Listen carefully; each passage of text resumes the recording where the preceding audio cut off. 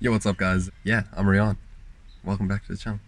Okay, so today I'm going to introduce you guys to the first and partially second project car on the channel. I just picked it up about 2 days ago, drove it all the way here. Seems to be running fairly well. Does need a little bit of work, but with all that being said, let me show you the car. So here we have it. It is a 1992 Nissan 200SX, running a 1.8 CA18 DT motor. This is the SA edition. As you know, we got the 200SX, not the 240s this side. For the most part, the car's pretty stock. I think everything on the car is stock. It was, however, in a little bit of a prank in the front right side here. You guys can probably see that over there. Quite a little bit of work to do on the car, and yeah, I'm going to show you guys exactly what needs to be done. When I say a little bit of work, I mean a lot of bit of work. If we just have a simple look there, look at that skew little nose. Wonderful, right? So just body wise, if we get up close here, you guys can have a look and see how the paint and just overall pretty terrible body work going on here all the way around. So essentially what happened was the car was in a front right accident. All the impact was contained roughly here. This was repaired quite badly, but I'll show you guys that in a second. Okay, so in the engine bay, doesn't look so bad. We're running the stock CA18 DT. As far as I know, everything else is stock. Previous owner replaced the CAS, which was giving an issue, which is why the car was not running previously.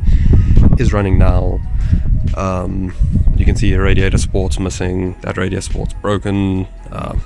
Got quite a bit of damage over here. As you can see, things in there not quite lining up. And then we get to the side where the accident was. So battery's currently out. Battery trays in there.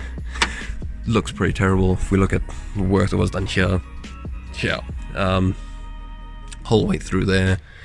And then we got a nice little bent strut tower over there. More terrible stuff over there. And yeah. So all around, we're not like in terrible condition. Okay, it's pretty bad. We're not in terrible condition. We're very far from great condition. What we're gonna do now is I'm gonna set you guys up on the tripod, and we're gonna start and get the front bumper pulled off, and yeah, just try and see what the damage looks like and see how we're gonna go from there.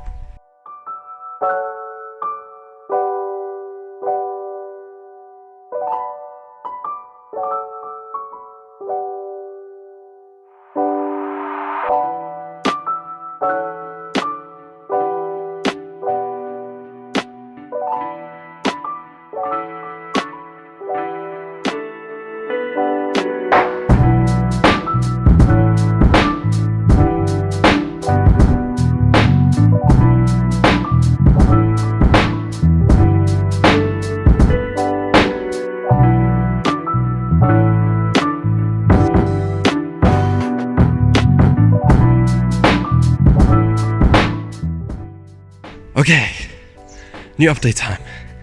You guys will see that I have removed that headlight, because once the final things were out, I realized that it just randomly kept grabbing, and then I noticed it was held together there by something, and what would you know, another drywall screw. So, you know, would you buy a car for the price that I bought this one for? You expect to find things like this.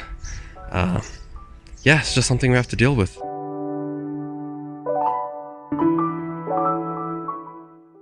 Okay, and there we have it. Took a lot longer than expected. But yeah, let's quickly dive into this and have a look at what's going on in here. So, we've got quite a bit of damage just behind this light. Actually, for comparison, let's just quickly that. Whew. Don't let that fool you. was not that fast. That probably took me like a solid 10 minutes. You guys can probably see the different colors in the sky, and yeah, we don't have much lights out yet. So okay, comparison. That is how that is supposed to look. I know it's probably a little bit more difficult to see it now, especially how dirty everything is there, but as you can see, there's quite a big impact that side. We need to get it to look like that, whether that means cutting that out, finding a new piece and putting it in, or tubing the entire front, which may end up being easier. Yeah, we're gonna find that out. Yeah, we got some pretty nasty camber going on there, and yeah, no, there ain't no camber kit on this car right now. That is purely from the bent chassis arm, which you guys can see a little bit better now. Like I said, I have no, like zero knowledge in basically anything that we're doing here. I don't know if this is repairable. We shall find that out. And I've decided, since we're here and we're already in here, we may as well just get everything prepped a little bit, clean up all of that. Just yeah, it's a quick little wash down, just so that we get everything nice and clean and ready for when we're going to work on it again. Also give us a little better view as to what we're looking at.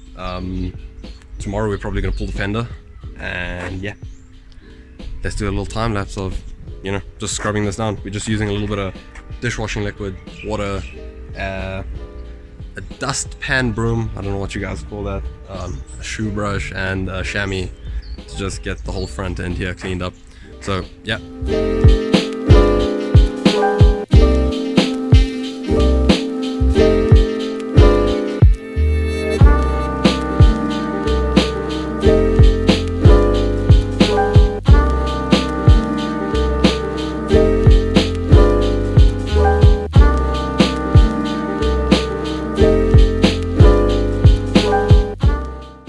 Okay, so now we got her a little bit cleaned up. I'm gonna definitely say very far from perfect.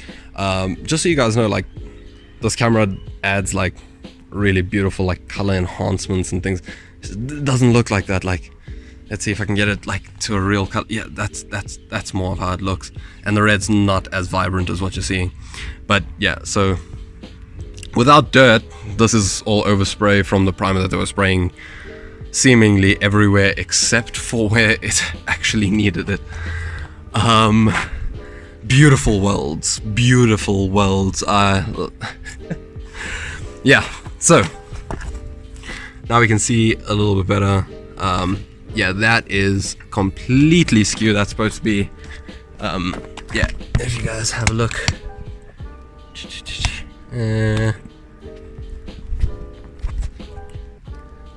So yeah, that's how it's supposed to look. That is how it is currently looking.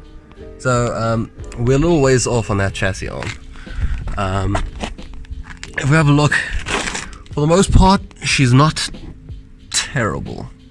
If we look through there, she's not terrible. And because of that, I do believe it is salvageable. So yeah, with that being said, like, this is me speaking with zero experience in anything that is going on here, other than the fact that, yeah, I pulled off a bumper and I cleaned it. So yeah, I think this is where we'll actually call the episode. Tomorrow we will probably pull off this fender so we get a better view. Sorry, the light's a little bit bad there.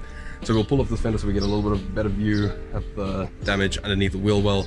We'll pull out that fender lining. Like I said, I live in a complex, no garage, not many tools, not much space. So currently we're parked in front of my neighbor's house. And yeah, no trestles. We have a jack that came with the car. We'll see how far we can go without a jack and trestles. We will probably be taking the jack and trestles that I have at my parents' place in the garage there. We'll bring it back here, probably pick her up, but yeah, right now, that's about it. Hey.